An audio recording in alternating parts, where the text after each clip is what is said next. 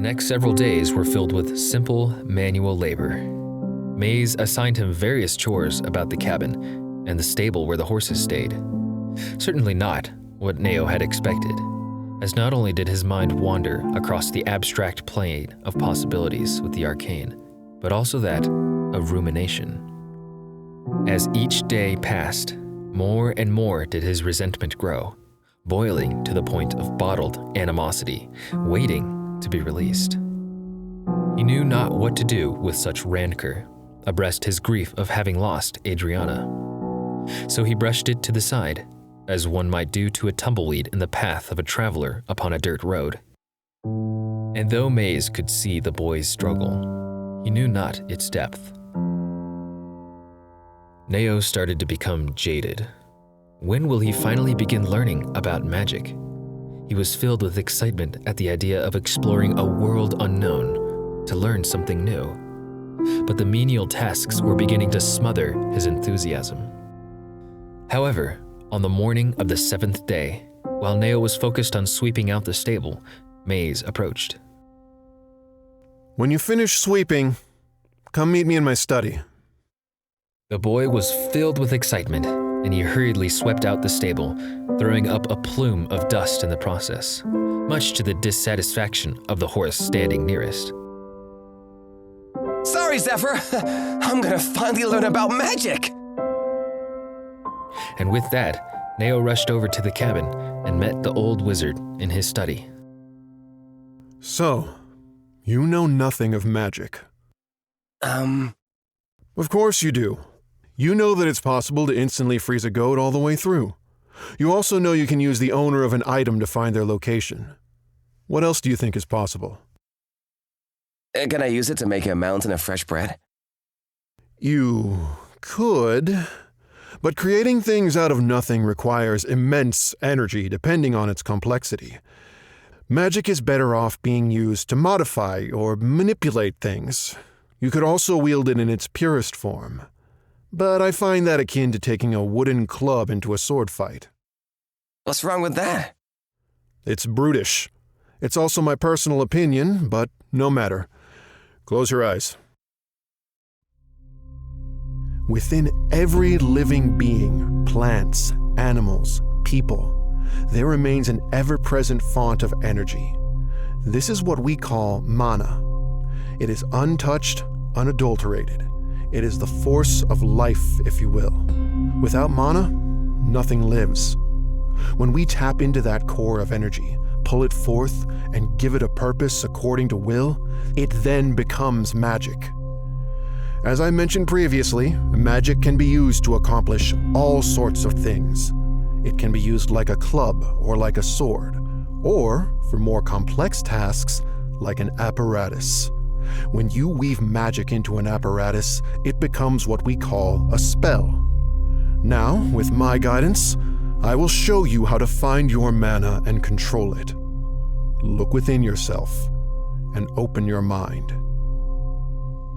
Neo's eyes were shut tight, and he tried his best to do as Mays said. After a few moments, he felt as if he was slipping into another world. His mind opened, and with it, he perceived the energies of life around him.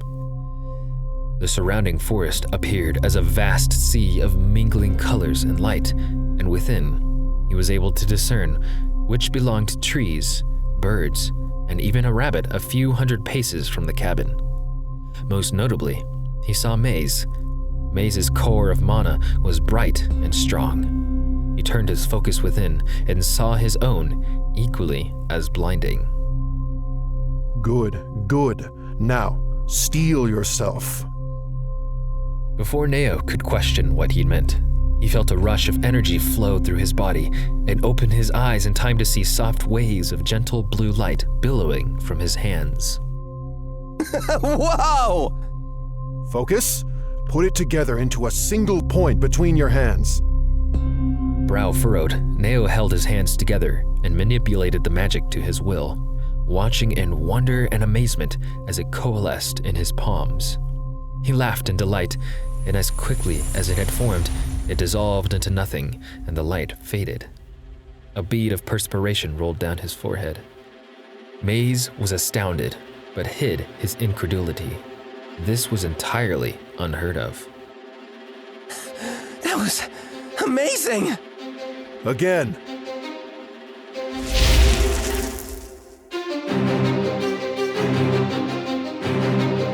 Again.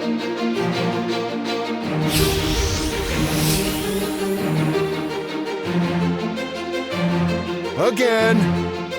I'm tired. I said again.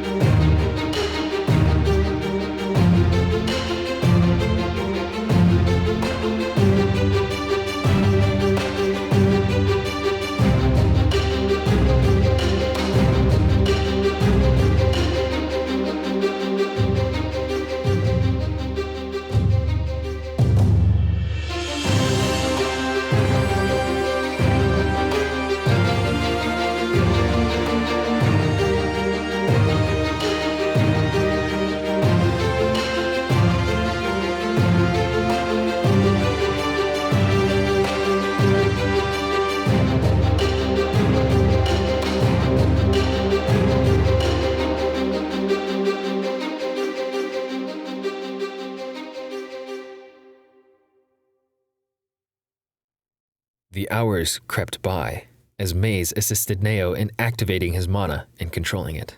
As sunset drew closer and passed, Neo became able to do it all himself, holding the swirling ball of energy in his hands for minutes at a time. Finally, however, his reserves ran dry and the energy sputtered and dissipated.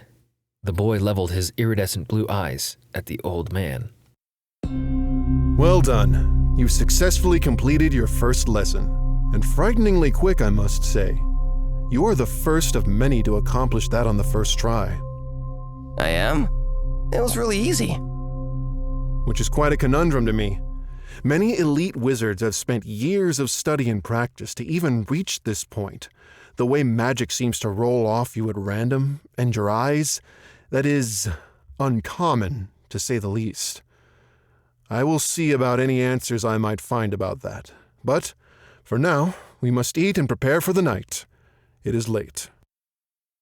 Neo nodded and stood on shaky legs.